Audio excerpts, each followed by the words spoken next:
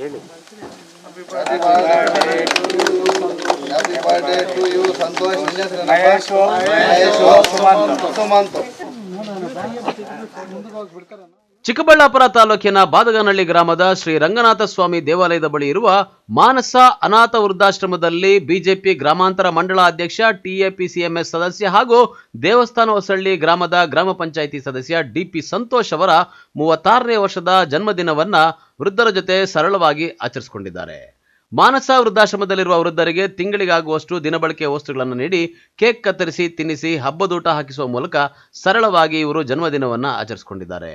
ಸಂತೋಷ್ ಹುಟ್ಟುಹಬ್ಬದಂದೇ ತನ್ನ ತಮ್ಮಂದಿರಾದ ಮಹೇಶ್, ಸುಮಂತ್ ಹುಟ್ಟುಹಬ್ಬ ಇದ್ದು ಅವರು ಸಹ ಸರಳವಾಗಿ ವೃದ್ಧಾಶ್ರಮದಲ್ಲಿ ಕೇಕ್ ಕತ್ತರಿಸುವ ಮೂಲಕ ಜನ್ಮದಿನವನ್ನ ಆಚರಿಸಿಕೊಂಡಿದ್ದಾರೆ. ಇನ್ನು ಚಿಕ್ಕ ವಯಸ್ಸಿನಲ್ಲೇ ತಂದೆ ತಾಯಿ ಇಬ್ಬರನ್ನ ಕಳೆದುಕೊಂಡಿರುವ ಸಂತೋಷ್ ಸಂಸದ ಸುಧಾಕರ್ ಮತ್ತು ಮಾಜಿ ಜಿಲ್ಲಾ ಪಂಚಾಯಿತಿ ಅಧ್ಯಕ್ಷ ಪಿಎನ್ ಕೇಶವರೆಡ್ಡಿ ಹಾಗೂ ಕೋಚಿಮುಲ್ ಮಾಜಿ ನಿರ್ದೇಶಕ ಕೆವಿ ನಾಗರಾಜ್ ಅವರ ಆದರ್ಶಗಳನ್ನು ಮೈಗೂಡಿಸಿಕೊಂಡು ರಾಜಕೀಯವಾಗಿ ಹಂತ ಹಂತವಾಗಿ ಬೆಳೀತಾ ಇದ್ದಾರೆ. ಹಿರಿಯ ಬಿಜೆಪಿ ಮುಖಂಡರೆಲ್ಲ ಸೇರಿ ಬಿಜೆಪಿ ಗ್ರಾಮಾಂತರ ಮಂಡಳ ಅಧ್ಯಕ್ಷ ಸ್ಥಾನ ಕೊಟ್ಟು ಪಕ್ಷದ ಕೆಲಸ ಮಾಡುವಂತೆ ಹೇಳಿದ್ದು ರಾಜಕೀಯದ ಏಳಿಗೆಗೆ ಕಾರಣವಾಗಿದ್ದು ಖುಷಿ ತಂದಿದೆ ಎಂದು ಸಂತಸ ವ್ಯಕ್ತಪಡಿಸಿದ್ದಾರೆ.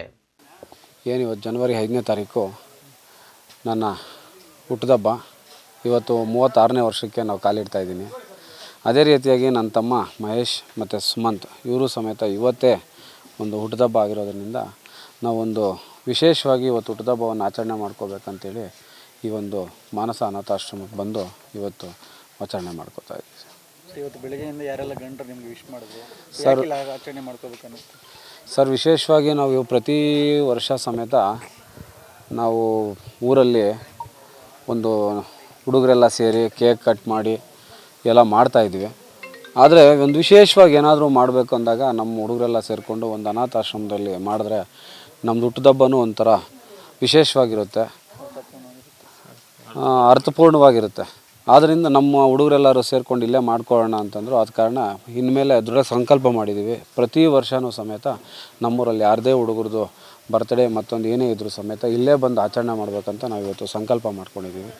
ಅದೇ ರೀತಿಯಾಗಿ ನಾವು ಸಾರ್ವಜನಿಕ ಬದುಕಿನಲ್ಲಿರೋದ್ರಿಂದ ನಾವು ವಿಶೇಷವಾಗಿ ನಾವು ರಾಜಕಾರಣಕ್ಕೆ ಬಂದಾಗ ನಾವು ಯಾರು ನಮ್ಮನ್ನು ರಾಜಕಾರಣವಾಗಿ ತಂದರು ಅಂದರೆ, ನಾವು ಮೊದಲಿನಿಂದ ಹೇಳಬೇಕಾದ್ರೆ ನನ್ನ ರಾಜಕಾರಣಕ್ಕೆ ಕರೆದಿದ್ದೆ ನಮ್ಮ ಮಾವನವರಾದಂಥ ಚಂದ್ರಣ್ಣವರು.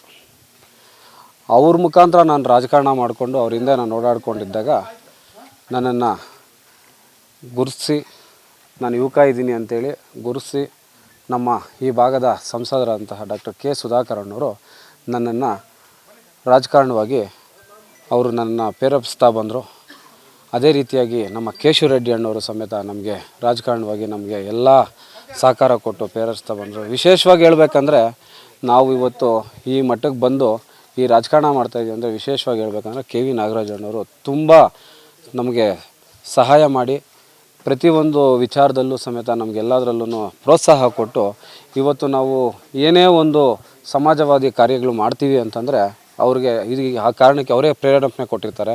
ನಮ್ಮ ಶಾಸಕರಾಗಿ ನಮ್ಮ ಸಂಸದರಾಗಿರ್ಬೋದು, ನಮ್ಮ ಪಿ ಎನ್ ಕೇಶವರೆಡ್ಡಿ ಅಣ್ಣವರಾಗಿರ್ಬೋದು, ನಮ್ಮ ಕೆ ವಿ ನಾಗರಾಜ್ ಅಣ್ಣ ಆಗಿರ್ಬೋದು, ಮತ್ತು ಎಲ್ಲ ನಮ್ಮ ಈ ತಾಲೂಕಿನ ಎಲ್ಲ BJP ಕಾರ್ಯಕರ್ತರು ಸಮೇತ ನನಗೆ ಪ್ರೇರೇಪಣೆ ಮಾಡಿ ನಾವು ಏನೇ ಒಂದು ಕಾರ್ಯ ಮಾಡಬೇಕಂದ್ರೂ ಎಲ್ಲರೂ ನನಗೆ ಬೆಳಗ್ಗೆಯಿಂದ ಸುಮಾರು ಗಂಡರೆಲ್ಲ ನನಗೆ ಫೋನ್ ಮಾಡಿ ವಿಶಸ್ ಮಾಡ್ತಿದ್ದಾರೆ ಬೆಳಗ್ಗೆಯಿಂದ.